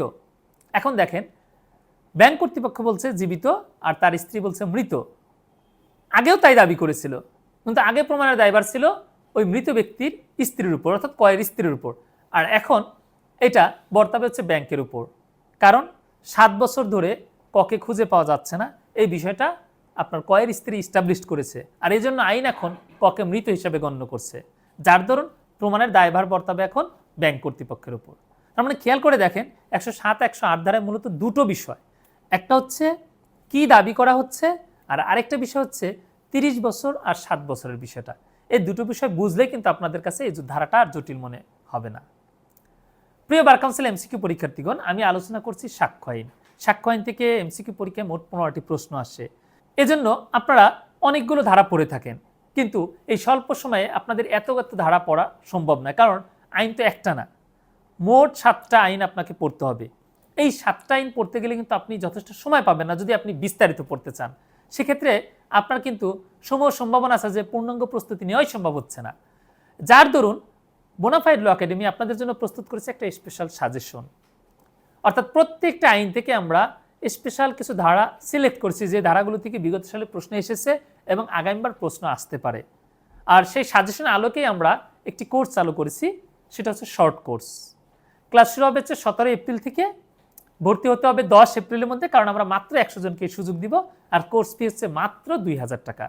2000 টাকা দিয়ে ভর্তি হলে আপনারা পাবেন 16টি ক্লাস, সবগুলো ক্লাসের রেকর্ড এবং বোনাফাইড ল একাডেমি কর্তৃক প্রকাশিত যে স্পেশাল সাজেশন, অর্থাৎ স্পেশাল সাজেশনের ভিত্তিতে প্রস্তুতকৃত যে হ্যান্ড নোট, সেই হ্যান্ড নোটের পিডিএফ কপি আপনারা সম্পূর্ণ ফ্রিতে পাবেন। আর এই কোর্সটি আপনাদের সবার জন্যই কিন্তু উপযোগী, কারণ আপনারা যারা ইতিপূর্বে পড়েছেন, অর্থাৎ যারা 29 নভেম্বর পরীক্ষা পাওয়ার কথা ছিল, তারা কিন্তু পড়া ভুলে গিয়েছেন। স্বাভাবিকভাবে দীর্ঘদিন চর্চা নেই, এখন আপনাদের কাছে সব নতুন মনে হচ্ছে। এখন এই 16টি ক্লাসের মধ্য দিয়ে আপনারা কিন্তু সেই বিষয়গুলো রিভিশন করতে পারবেন এবং আপনাদের সহজে মনে থাকবে তখন। আবার যারা অল্প অল্প পড়েছিলেন, তারা কিন্তু এখন এই কোর্সের মাধ্যমে কিন্তু তাদের প্রস্তুতিটা পূর্ণাঙ্গ করতে পারবেন, যেহেতু আপনাদের পড়া ঘাটতি ছিল, সেই ঘাটতিটা পূরণ হয়ে যাবে। আবার এখন যারা শুরু করতে চাচ্ছেন, তারা কুল কিনারা পাচ্ছেন না, যে একটা আইন পড়তেই তো পরীক্ষা চলে আসবে, তাদের জন্য কিন্তু এই যে সিলেবাস ভিত্তিক, সাজেশন ভিত্তিক এই কোর্সটা খুবই উপকারে আসবে। তার মানে সর্বোপরি আপনাদের সবার জন্য কিন্তু এই কোর্সটি কার্যকর হবে। সুতরাং দেরি না করে ক্যাপশনে যে মোবাইল নাম্বার আছে সেই নাম্বারে যোগাযোগ করে আপনারা দ্রুত ভর্তি হয়ে যান, কারণ আমরা 100 জনের বেশি এই কোর্সে নিচ্ছি না। আর ভর্তির শেষ সময়সীমা 10 এপ্রিল, কোর্স ফি মাত্র 2000 টাকা। তো ক্যাপশনে যে মোবাইল নাম্বার আছে সেই নাম্বারে যোগাযোগ করে দ্রুত ভর্তি হয়ে যাবেন, ইনশাল্লাহ আপনাদের সাথে কথা হবে ক্লাসে। বার কাউন্সিল এমসিকিউ পরীক্ষার্থীগণ, আমি আলোচনা করছি সাক্ষ্য আইন। সাক্ষ্য আইন থেকে যে 50টি গুরুত্বপূর্ণ ধারা আমি আপনাদের ইতিমধ্যে বলেছি, সেই ধারাগুলোই কিন্তু আমি আলোচনা করছি। এখন আমি আলোচনা করব 112 ধারা। 112 ধারাতে মূলত কনক্লুসিভ প্রুফের যে বিষয়টা বলা আছে সেটা আমরা আলোচনা করব। বলা হয়েছে যে যদি কোনো ব্যক্তির জন্ম হয় যে তার পিতা এবং মাতার বিবাহ বলবৎ থাকাকালীন, সেক্ষেত্রে সেই ব্যক্তি তার ওই পিতার ঔরসজাত সন্তান বলে গণ্য হবে। অথবা যদি তার পিতামাতার ডিভোর্স হয়ে যায়, অর্থাৎ ডিসলিউশন অফ ম্যারেজ হয়ে যায়, বিবাহ বিচ্ছেদ হয়, সেক্ষেত্রে বিবাহ বিচ্ছেদ হওয়ার 280 দিনের মধ্যে যদি তার জন্ম হয় এবং তার মা যদি অন্য কারোর সাথে তার যদি বিবাহ আবদ্ধ না হয়, সেক্ষেত্রে ওই ব্যক্তি তার পিতার ঔরজাত সন্তান বলে গণ্য হবে। তার মানে এখানে মূল বিষয়টা ফোকাস করতে হবে, বিয়ে কার্যকর বা বলবৎ থাকাকালীন কোনো সন্তান হলে সেটা বৈধ সন্তান এবং যার সাথে বিয়ে কার্যকর তার সন্তান বলে গণ্য হবে। আর বিবাহ বিচ্ছেদ হয়ে গেলে শর্তটা হচ্ছে 280 দিনের মধ্যে বাচ্চাটার জন্ম হতে হবে এবং এই সময়ের মধ্যে ওই মহিলা অন্য কাউকে বিয়ে করেনি। তবে এখানে একটা ব্যতিক্রমী বিষয় আছে, সেটা হচ্ছে হাজব্যান্ড এটা দেখাতে পারবে যে যে সময়ে তার ওয়াইফ প্রেগনেন্ট হয়েছে সেই সময়ে তার ওয়াইফের সাথে তার ফিজিক্যাল রিলেশনশিপ করার কোনো সুযোগ ছিল না। এই বিষয়টা হচ্ছে হাজব্যান্ড দেখাতে পারবে। তাহলে এই 112 ধারা যদি আমরা সরলীকরণ করি, মানে সহজভাবে বোঝার চেষ্টা করি, মূল কথা হচ্ছে বিয়ে বলবৎ বা বিয়ে কার্যকর আছে, বাচ্চা জন্ম হয়েছে, সে বাচ্চা ওই স্বামীর ঔরজাত সন্তান বলে গণ্য হবে। উদাহরণস্বরূপ একজন ব্যক্তি বিয়ে করলো, বিয়ের 5 মাস পর তার স্ত্রী বাচ্চা প্রসব করলো। সেই ব্যক্তি যদি কোনো আপত্তি না করে তাহলে ওই সন্তানের পিতা আইন অনুযায়ী তো কে, সে হচ্ছে, কারণ তাদের মধ্যে কি বিবাহ বলবৎ বা কার্যকর। হ্যাঁ, সে যদি আপত্তি করে তখন সে দেখাতে পারবে যে যে সময় তার স্ত্রী প্রেগনেন্ট হয়েছে সেই সময় তার স্ত্রীর সাথে আর কোনো সম্পর্কই ছিল না, তাকে সে চিনতই না, তখন কিন্তু আবার ওই যে বাচ্চার পিতা সে, এটা কিন্তু ইস্টাবলিশ হচ্ছে না।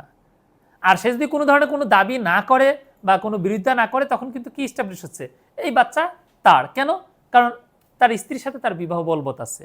তার মানে বিয়ে বলবৎ থাকাকালীন কোনো বাচ্চা প্রসব হলে সেই বাচ্চা কিন্তু ওই যে যাদের মধ্যে বিবাহ বলবৎ আছে, কার্যকর আছে, তাদের বাচ্চা বলে গণ্য করা হবে। এই ক্ষেত্রে আপনার মূল বিষয়টা আসবে হচ্ছে বিয়ে কার্যকর আছে কিনা, আর এটা কনক্লুসিভ প্রুফ হয়ে যাবে। অর্থাৎ যখন বিয়ে কার্যকর থাকাকালীন কোনো বাচ্চা প্রসব করবে বা 280 দিনের মধ্যে বাচ্চা প্রসব করবে, ডিসিশন অফ ম্যারেজের 280 দিনের মধ্যে, তখন এটা কনক্লুসিভ প্রুফ, ওই বিষয়ে কোনো এভিডেন্স দেওয়া যাবে না। মানে এখানে মূলত বোঝানো হচ্ছে যে স্বামী স্ত্রী একসাথে বসবাস করে, তাদের বিবাহ কার্যকর আছে, বাচ্চা প্রসব হলো, এখন স্বামী বলছে যে এই বাচ্চা আমার না, এই বাচ্চার পিতা অন্য আরেকজন, এই ধরনের দাবি সে করতে পারবে না। আইন এখানে একদম স্ট্রিক্ট, আর এই জন্য বলা হচ্ছে এটা কনক্লুসিভ প্রুফ। এই বিষয়ে হাজব্যান্ড কোনো সাক্ষ্য দিতে পারবে না যে এই বাচ্চা ডিএনএ টেস্ট করা হোক, এই বাচ্চার চেহারা অন্য কারো মতো, এই ধরনের কোনো কিছু দাবি করার সুযোগ আইন রাখেনি। এরপর আমরা আলোচনা করব 114 ধারা, যেখানে বলা হয়েছে আদালত কিছু কিছু বিষয়ে মে প্রিজিউম করতে পারে। যেমন চোরকে চোরাইমাল সহ গ্রেপ্তার করা হলো, এই যে চোরাইমাল যার কাছে পাওয়া গেছে সেই যে এটা চুরি করেছে, এই বিষয়ে আদালত মে প্রিজিউম করতে পারে। আবার 114 বিতে আমরা দেখতে পাই বলা হয়েছে যে অ্যাকমপ্লিসের সাক্ষ্য যদি অন্যান্য সাক্ষ্যের সাথে করবোরেটেড না হয়, অর্থাৎ না মিলে, সেক্ষেত্রে অ্যাকমপ্লিস বা আসামির সহযোগীর সাক্ষ্য বিশ্বাসের অযোগ্য বলে গণ্য হবে। এরপরে আমরা আলোচনা করব 115 ধারা, যেখানে বলা আছে এস্টোপেল বিষয়ে, অর্থাৎ প্রতিবন্ধকতা বা স্বকার্যজনিত বাধা। এস্টোপেল কি? যদি কোনো ব্যক্তি তার কোনো কাজের মাধ্যমে অথবা কাজ থেকে বিরত থাকার মাধ্যমে অথবা কোনো ঘোষণার মাধ্যমে অন্য কোনো ব্যক্তিকে কোনো কিছু বিশ্বাস করায় এবং সেই বিশ্বাসের ভিত্তিতে যদি সেই ব্যক্তি কোনো কাজ করে, তাহলে তাকে যা বিশ্বাস করানো হয়েছে সেই বিষয়টি যিনি বিশ্বাস করালেন তিনি আর অস্বীকার করতে পারবেন না। খেয়াল করবেন, 3 ভাবে: অ্যাক্ট, অমিশন, ডিক্লারেশন। কোনো কাজ বা কাজ থেকে বিরত থাকা অথবা কোনো ঘোষণার মাধ্যমে অন্য কোনো ব্যক্তিকে আমি কোনো কিছু বিশ্বাস করালাম, আমি তাকে যা বিশ্বাস করলাম সেই বিশ্বাসের ভিত্তিতে সে যদি কোনো কাজ করে, যা আমি বিশ্বাস করেছি তা আমি অস্বীকার করতে পারবো না। যেমন আমি দাবি করলাম যে 1 খণ্ড জমির মালিক আমি এবং সেই জমিটি বিক্রয় করার জন্য আমি আবু সাইদের সাথে চুক্তি করলাম, কিন্তু প্রকৃত অর্থে ওই জমির মালিক হচ্ছে আমার পিতা। কিছুদিন পর আমার পিতা মারা গেলে সেই সম্পত্তির মালিক হলাম আমি। এখন আবু সাইদ আমাকে এসে যখন বলল যে এই বিক্রয় চুক্তিটি কার্যকর করার জন্য, তখন আমি বলতে পারবো না যে ভাই আমি তোমার সাথে যখন চুক্তি করেছিলাম তখন তো সম্পত্তির মালিক আমি ছিলাম না, তখন তো ছিল আমার পিতা, সুতরাং এই চুক্তির সুনির্দিষ্ট কার্য সম্পাদন করা যাবে না। এই ধরনের কথা আমি বলতে পারবো না, আমাকে বাধা দেবে 115 ধারা। কেন পারবো না? কারণ আমি আবু সাইদকে বিশ্বাস করিয়েছি যে এই সম্পত্তির মালিক আমি। আবু সাইদ সেই বিশ্বাসে আমার সাথে বিক্রয় চুক্তি করেছে। তাহলে এই যে বাধা আসলো, কিসের বাধা? আমি যা বিশ্বাস করিয়েছি তা আমি আর অস্বীকার করাতে পারছি না। এস্টেপল হচ্ছে একটা নীতি যার ভিত্তিতে আপনার কোনো মামলা দায়ের করা যায় না, কিন্তু এটা আপনার মামলার প্রমাণের সহায়ক হিসেবে ভূমিকা পালন করে। এরপর আলোচনা করবে 118 ধারা। 118 ধারায় বলা হয়েছে যে কে সাক্ষ্য দিতে পারবে, অর্থাৎ কে সাক্ষী হতে পারবে। মূলত প্রশ্ন বুঝে যে যৌক্তিক উত্তর দিতে পারে সে সাক্ষী হতে পারবে, সে যেই হোক, নারী হোক, পুরুষ হোক, শিশু হোক, বৃদ্ধ হোক। প্রশ্ন বুঝে যৌক্তিক উত্তর, শুধু উত্তর দিলে হবে না, কিন্তু যৌক্তিক উত্তর দিতে হবে, রেশনাল অ্যান্সার দিতে হবে। কিন্তু যদি এরকম হয় যে কেউ তার কম বয়সের কারণে বা তার বেশি বয়সের কারণে বা তার যদি অন্য কোনো সমস্যার কারণে সে প্রশ্ন বুঝে যৌক্তিক উত্তর দিতে না পারে, তাহলে সে যোগ্য সাক্ষী হিসেবে বিবেচিত হবে না। যেমন 3 বছরের শিশু, তাকে যখন প্রশ্ন করা হয় সে উত্তরই দিতে পারে না, অথবা সে প্রশ্ন শুনে উত্তর দেয় কিন্তু সেটা অবান্তর উত্তর। ঠিক একই রকমভাবে 80 বছরের বৃদ্ধ, তাকে প্রশ্ন করা হলে সে প্রশ্ন বুঝে যে উত্তরটা চাওয়া হচ্ছে বা যৌক্তিক যে উত্তর হবে সেটা দিতে পারে না। তাকে জিজ্ঞাসা করা একটা, সে উত্তর দেয় আরেকটা, সেও যোগ্য সাক্ষী হবে না। কিন্তু যদি এরকম হয় যে 80 বছরের বৃদ্ধ প্রশ্ন শুনে যথাযথভাবে উত্তর দিতে পারে, তাহলে সে যোগ্য সাক্ষী। যদি এরকম হয় 5 বছরের শিশু, তাকে প্রশ্ন করলে সে যৌক্তিক উত্তর দিতে পারে, তাহলে সে যোগ্য সাক্ষী।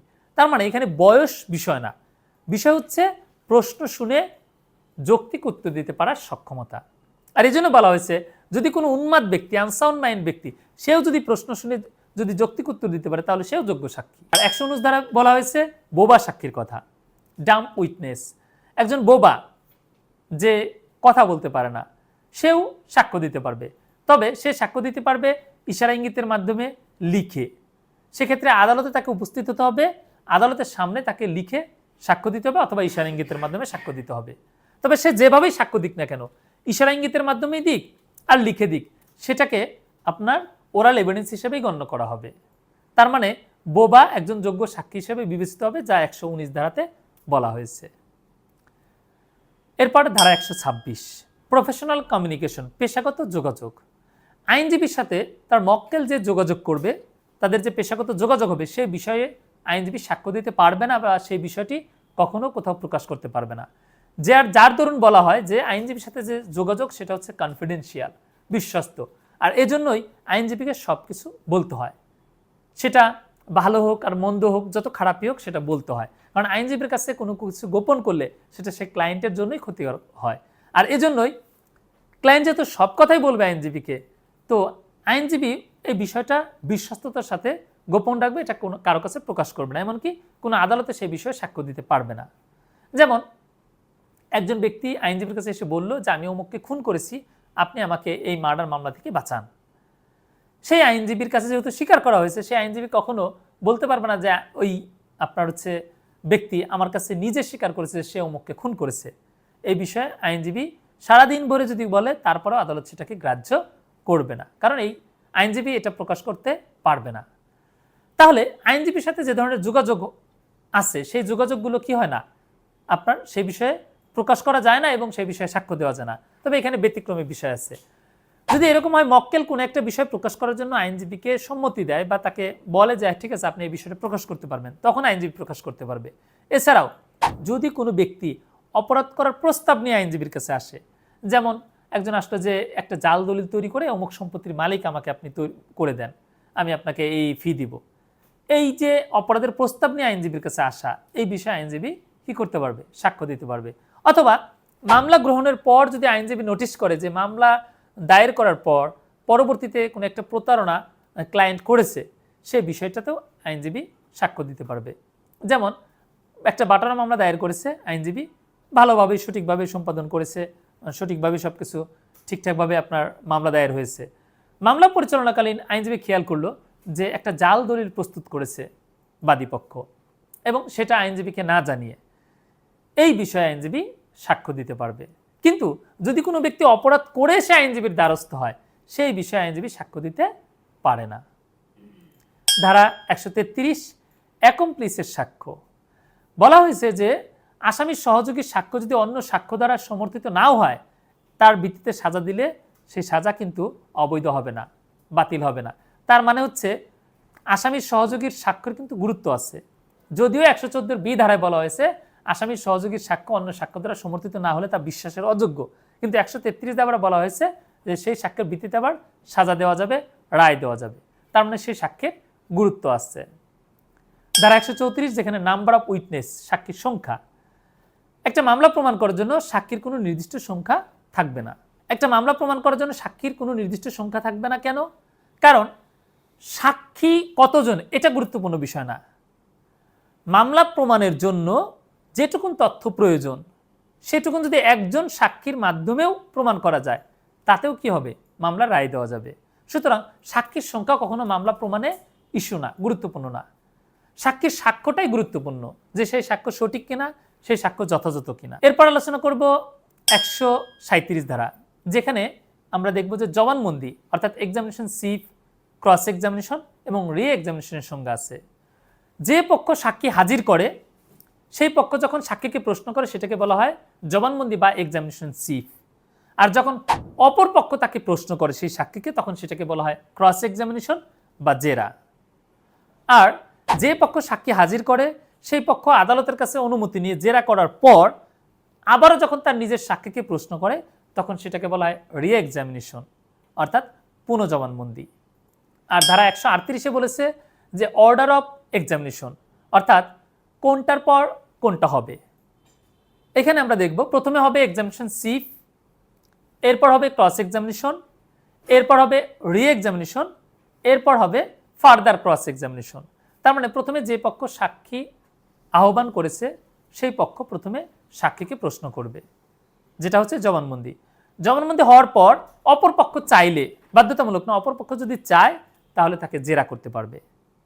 আবার জেরা করার পর যদি নতুন কোনো বিষয়ের উদ্ভব হয় বা কোনো একটা বিষয় স্পষ্ট করা দরকার তখন আদালতের অনুমতি নিয়ে রি এক্সামিনেশন করা যাবে, অর্থাৎ নিজের সাক্ষীকে আবার প্রশ্ন করা যাবে। আবার রি এক্সামিনেশনের যদি এরকম কোনো বিষয় আসে যে সেই বিষয়ে তাকে জেরা করা দরকার তাহলে ফার্দার ক্রস এক্সামিনেশন করতে পারবে অপরপক্ষ। এরপর 141 ধারা লিডিং কোশ্চেন, ইঙ্গিতবাহী প্রশ্ন। যে প্রশ্নের মধ্যে উত্তর লুকানো থাকে অথবা যে উত্তর চাওয়া হয় সেই উত্তরটা প্রশ্নের মধ্যেই থাকে অথবা যে প্রশ্নের উত্তর হ্যাঁ বা না দিয়ে করা যায় সেই প্রশ্নকে বলা হয় ইঙ্গিতবাহী প্রশ্ন বা লিডিং কোশ্চেন। যেমন তুমি কি হত্যা করেছো, তুমি অমুককে খুন করেছো, তারপর তুমি চুরি করেছো, তুমি কি ঘটনাস্থলে গিয়েছিলে। এই যে প্রশ্নগুলো দেখেন উত্তরগুলো হ্যাঁ বা না দিয়ে, আর কিছু বলতে হচ্ছে না, হ্যাঁ বা না দিয়ে, এটা হচ্ছে লিডিং কোশ্চেন। যদি প্রশ্ন করা হয় ঘটনা সম্পর্কে আপনি কি জানেন তখন কিন্তু সে গড়গড় করে অনেক কথা বলবে, সেটা কিন্তু আর হ্যাঁ না দিয়ে উত্তর হলো না। তার মানে হচ্ছে আপনার লিডিং কোশ্চেন বলতে বোঝানো হয় যে হ্যাঁ বা না দিয়ে উত্তর করা যায় অথবা প্রশ্নের মধ্যে উত্তরটা লুকানো আছে। ধারা 142 এই লিডিং কোশ্চেন কখন করা যাবে না। লিডিং কোশ্চেন আপনার যদি অপরপক্ষ আপত্তি জানায় তাহলে জবানবন্দির সময় লিডিং কোশ্চেন করা যাবে না। খেয়াল করবেন, অপরপক্ষ যদি আপত্তি জানায় অর্থাৎ যে পক্ষ সাক্ষী হাজির করেছে সেই পক্ষ তার সাক্ষীকে এমন কোনো প্রশ্ন করতে পারবে না যেটার উত্তর হ্যাঁ বা না দিয়ে করা যায়। যেমন বাদী পক্ষের আইনজীবী বাদীকে বলল যে আচ্ছা আপনি তো ওই জমিটি অমুকের কাছ থেকে ক্রয় করেছিলেন, এটার উত্তর কি হ্যাঁ বা না দিয়ে করা যাবে না। এখানে বলতে হবে যে আচ্ছা আপনি জমি ক্রয় সম্পর্কে কি জানেন বলেন, সে তখন বিস্তারিত বলবে। কিন্তু হ্যাঁ বা না দিয়ে কেন করা যাচ্ছে না, তাহলে তো সাক্ষীকে আপনার শুধু হ্যাঁ বা না দিয়ে বলার মাধ্যমে মূলত আইনজীবী মূল রোল প্লে করে আপনার মূল বিষয়টাকে তার নিজের মতো স্বাধীন মতো করে যেদিকে খুশি সেদিকে বা সেইভাবে জবানবন্দি দিতে পারবে, আর এক্ষেত্রে ন্যায় বিচার ব্যাহত হবে। যার দরুন এখানে আপনার এক্সামিনেশনের সময় অর্থাৎ এক্সামিনেশন চিফের সময় আদালতের অনুমতি ছাড়া আপনার কি করা যায় না, এই প্রশ্ন উত্থাপন করা যায় না। আদালতের অনুমতি ছাড়া আপনার হচ্ছে এই লিডিং কোশ্চেন করা যায় না। তবে আদালতের অনুমতি নিয়ে লিডিং কোশ্চেন করা যাবে, আর 3টা ক্ষেত্রে আদালত এই লিডিং কোশ্চেন করার অনুমতি দিবে জবানবন্দির সময়। তার মানে জবানবন্দির সময় লিডিং কোশ্চেন করা যাবে আদালতের অনুমতি নিয়ে। কয়টা ক্ষেত্রে? 3টা ক্ষেত্রে। যেমন ইন্ট্রোডাক্টরি ম্যাটার, ভূমিকামূলক বিষয়, যেমন আপনি তো মামলার বাদী, এটা তো ভূমিকামূলক, সে তো মামলার বাদী, এটা তো মামলা দায়েরেই উল্লেখ করা আছে, তো সুতরাং এটা নিয়ে তো কোনো কি নেই, যেহেতু প্রাথমিক বিষয় প্রশ্ন করা যাবে। আবার আরেকটা হচ্ছে আপনার যে বিষয়টা হচ্ছে সাফিসিয়েন্টলি প্রুভড, পর্যাপ্তভাবে যেটা প্রমাণ হয়েছে, সে বিষয়টাও আপনার হচ্ছে লিডিং কোশ্চেন করা যাবে জবানবন্দির সময়। জবানবন্দির সময় ইঙ্গিতবাহী প্রশ্ন করা যায় তাহলে 3টা ক্ষেত্রে। তাহলে একটা আমরা দেখলাম সেটা হচ্ছে কি ইন্ট্রোডাক্টরি ম্যাটার, আর একটা দেখলাম সাফিসিয়েন্টলি প্রুভড, আর আরেকটা আছে অবিসংবাদিত অর্থাৎ যে বিষয় নিয়ে বিবাদ নেই, আনডিসপিউটেড ম্যাটার, অর্থাৎ যে বিষয়টা নিয়ে দুই পক্ষের মধ্যে কোনো ধরনের কোনো বিবাদ নেই, দুই পক্ষই সেই বিষয়টা মেনে নেয়, তো সেই বিষয় নিয়ে আপনার জবানবন্দির সময় লিডিং কোশ্চেন করা যাবে। এরপর আমরা আলোচনা করব 145 ধারা। 145 ধারা বলা হয়েছে যে কোনো ব্যক্তির পূর্ববর্তী লিখিত যে বক্তব্য সেই লিখিত বক্তব্যের ভিত্তিতে তাকে কি করা যাবে, জেরা করা যাবে। এবং এক্ষেত্রে কন্ট্রাডিক্ট করা যাবে যে সে তার পূর্ববর্তী লিখিত বিবৃতিতে একরকম ছিল, সে এখন আবার ভিন্ন রকম সাক্ষ্য দিচ্ছে। তখন কন্ট্রাডিক্ট করার জন্য তার এই বিবৃতিটা তখন কি করা যাবে, ব্যবহার করা যাবে। যেমন কোন একজন ব্যক্তি ফৌজদারি কার্যবিধির 161 ধারার জবানবন্দিতে পুলিশের নিকট বলেছিল যে সে নিজের চোখে আসামিকে দেখেছে যে আসামি ভিকটিমের গায়ে আপনার হচ্ছে চাকু মেরেছে। সাক্ষ্য দিতে এসে সে এখন বলছে যে সে নিজের চোখে দেখেনি। তাহলে তার আগের যে জবানবন্দি যেটা লিখিত আছে সেই জবানবন্দি থেকে এখন বিপরীতধর্মী জবানবন্দি হয়েছে, কন্ট্রাডিক্টরি হয়েছে। এই কন্ট্রাডিক্ট করার জন্য তাকে পূর্ববর্তী লিখিত বিবৃতিটা দেখানো যাবে এবং সেটা দেখে কন্ট্রাডিক্ট করা যাবে যে আপনি আগে একরকম বিবৃতি দিয়েছেন, এখন আবার ভিন্নরূপ বিবৃতি দিচ্ছেন। এরপর আমরা আলোচনা করব 146 ধারায় জেরায় কোন ধরনের প্রশ্ন করা যাবে। জেরায় মূলত সত্যবাদিতা পরীক্ষা করার জন্য যে কোনো ধরনের প্রশ্ন করা যাবে জেরার ক্ষেত্রে। এছাড়াও জেরায় চরিত্র নিয়েও কিন্তু প্রশ্ন করা যাবে। তবে এখানে একটা শর্ত হচ্ছে ধর্ষণ মামলার ক্ষেত্রে ধর্ষিতার চরিত্র খারাপ এইরকমটা দেখানোর সুযোগ নেই, বা এরকম কোনো বিষয় ধর্ষণ মামলার ক্ষেত্রে আপনার কোনো প্রশ্ন করা যাবে না যে সেটা হচ্ছে ভিকটিমের পূর্ববর্তী যৌন আচরণ নিয়ে, এই ধরনের প্রশ্ন করা যাবে না। তবে সেখানেও বলেছে শর্ত থাকে যে ন্যায় বিচারের স্বার্থে আদালত এই ধরনের প্রশ্নের অনুমতি দিতে পারে। তার মানে আদালতের অনুমতি ছাড়া ধর্ষণ মামলায় ভিকটিমের চরিত্র নিয়ে প্রশ্ন উত্থাপন করা যাচ্ছে না, আদালত অনুমতি দিলে যাবে।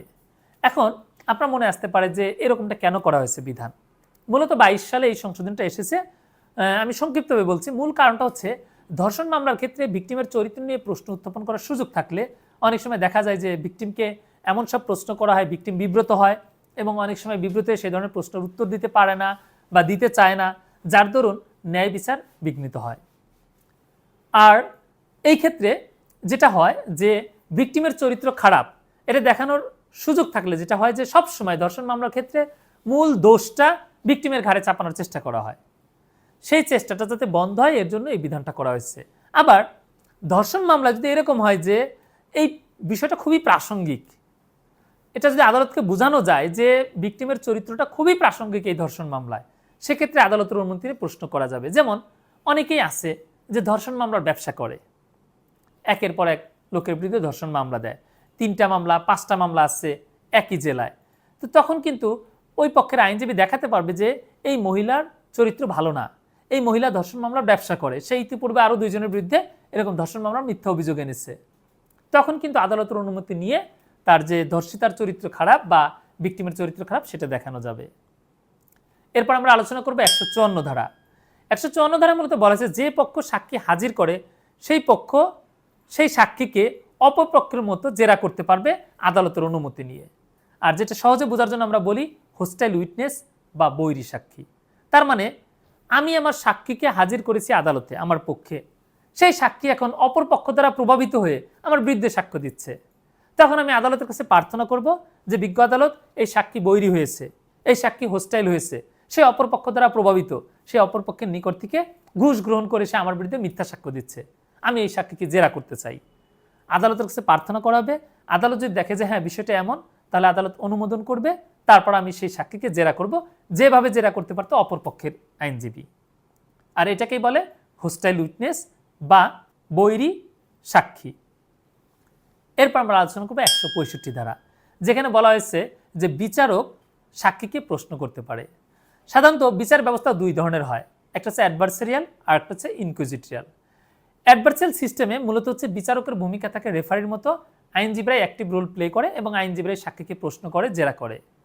কিন্তু ইনকুইজিটরিয়াল সিস্টেম যেটা, সেটাতে হচ্ছে আপনার বিচারকেরও ভূমিকা থাকে। আর এই 2 বিচারিক সিস্টেম আমরা দেখতে পাই যে অ্যাডভার্সারিয়াল সিস্টেমটা আছে ইংল্যান্ডে আর ইনকুইজিটরিয়াল সিস্টেমটা আছে ফ্রান্সে। আমরা যেহেতু ইংল্যান্ডের উপনিবেশ ছিলাম, এই কারণে ইংল্যান্ডের আইনটাই আমরা আমাদের যে বিষয়গুলো আমাদের দেশে এটা কি হয়, ইংল্যান্ডের আইনটাই আমাদের দেশে মূলত অনুসরণ করা হয়।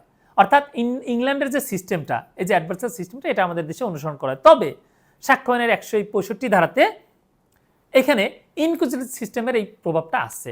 তার মানে জজ নিজেও কিন্তু প্রশ্ন করতে পারে।